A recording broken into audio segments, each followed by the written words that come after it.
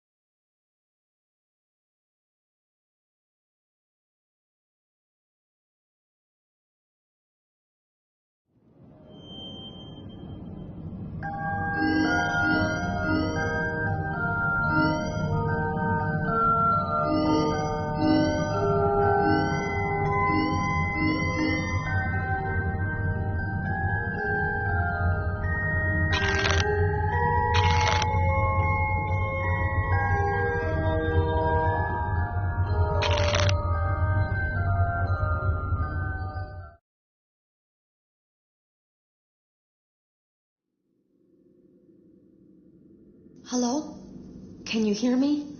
Don't exit this room, okay? This isn't a mistake. This room isn't a mistake. I had to hide these logs away from the core gameplay files, in a place that only a beta tester would look, and in a place where the files could be protected. I just really hope that the next development team finds this before the game is released to the public. This game has some kind of malicious code in it that we haven't been able to fully contain or even understand for that matter. We're over budget and out of time. But that's not the reason that we're shutting down. Listen, I have to keep this short so the file size will be small enough to fly under the radar. There are more. They may not be in order. I saw it for the first time today. There was a character I couldn't make out who it was, standing at the end of the hall. I thought it was just bugged out, so I made a note of it and kept playing. But then it was looking in the window, and not like Chica or Bonnie would. It was like it was actually looking in the window, seeing what I was doing. I heard a pretty heated conversation this morning between Dale, our manager, and someone else on the line. It really feels like this project is in trouble, in no small part because of the lawsuit, I'm sure. There has to be a lawsuit. There's no way there isn't. It happened in this building just a few doors down from me. I think it's made worse by the fact that Jeremy tried to tell us something was wrong. But as a dev team, we all just saw it as a challenge to find what the problem was and fix it. Who could have known that? I have to go. Have you ever heard of a guillotine paper slicer? It sounds made up, but it's an actual piece of office equipment. I didn't even know we had one in the supply room. I guess they're more common at businesses that do a lot of graphic design work. I remember seeing one when I was still in school, and even then, I knew how dangerous it looked. I was always afraid of losing a finger. That seems so silly now. Jeremy used to do design work. I guess that's how he knew it was there. I came in early that morning.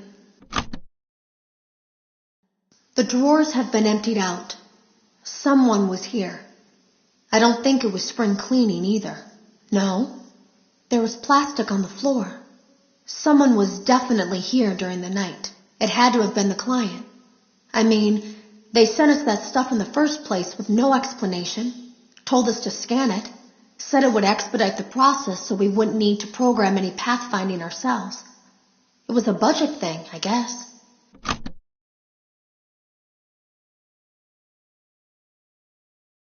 I came in early that morning. No one else was there. At least that's what I thought. The supply room was lit. I didn't even notice Jeremy standing in the testing room as I walked past. The supply room was so bright, glowing from all the way down the hall.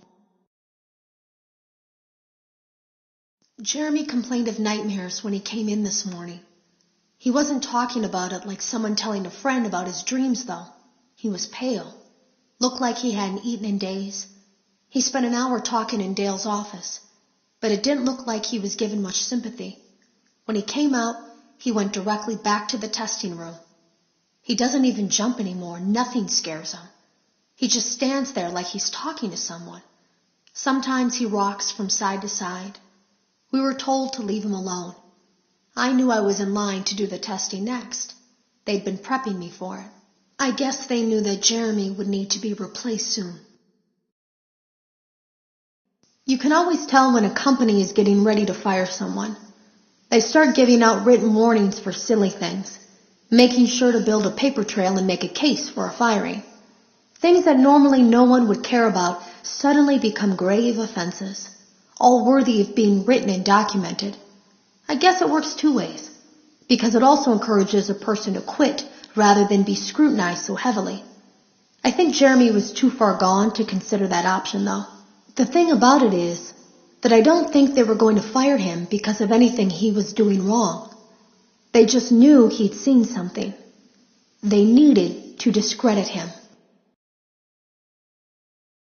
There was something that looked like a Halloween mask laying on the floor. I didn't understand.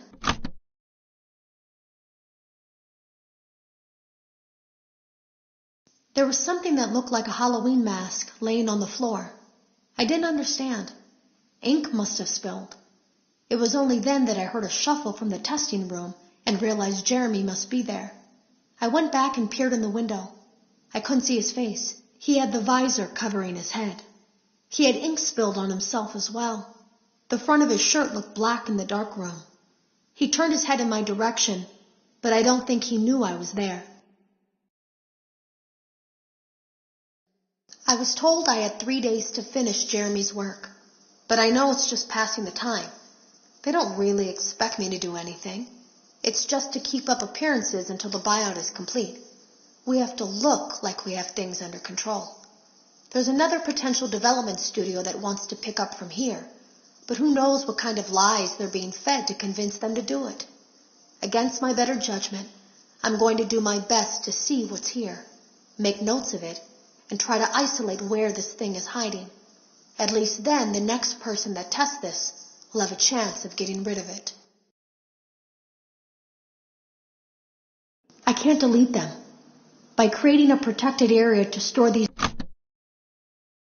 Today was my last day of beta testing, and the anomaly that I've been seeing is nowhere to be found. But after inspecting some of the files, it seems that it's attached itself to these logs. My logs. That can't be an accident. So now I have to make a choice. Do I leave these logs here for you to find, or do I try to purge this thing myself by destroying the logs? I've chosen the latter. I can't delete them. By creating a protected area to store these logs apart from the game, I effectively gave this thing a safe place to hide itself. It's in here now. I may not be able to delete it, but I might be able to do something else now that it's attached itself. I have an idea.